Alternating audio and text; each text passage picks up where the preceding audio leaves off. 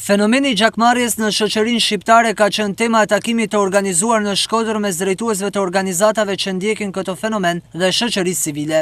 Frymëzimi i këtij takimi ka qenë pikërisht subjekti dhe mesazhi i filmit Falja e Gjakut. I ftuar në këtë takim ishte skenaristi i filmit Andamion Murataj, i cili foli për idenë e realizimit të këtij filmi, studimi që i kanë bërë këtij fenomeni në vend dhe vështirësive të hasura gjatë rrugës së realizimit të Falja e Gjakut. Gjakmarrja ka qenë prezente në artin shqiptar për një kohë shumë të gjatë. Që nga fillimi i letërave shqipe kanë pasur temat e gjakmarrjes në prekur, uroj që të filmi i fundit, uroj që të prezenca e fundit në artin shqiptar. Nuk është një kënaqësi e madhe që të kesh tema të tilla, por si çdo shoqëri ka plagë vetë Italia, ka mafien apo Irlanda, ka luftën civile e diçka tjetër. Pjesë e shoqërisë shqiptare ka qenë gjakmarrja ku më pak e ku më shumë, ku disa herë më ndezur, ku disa herë më e qetë. Për te gjakmarrjes është diçka më e rëndësishme zgjidhja paqësore e konflikteve.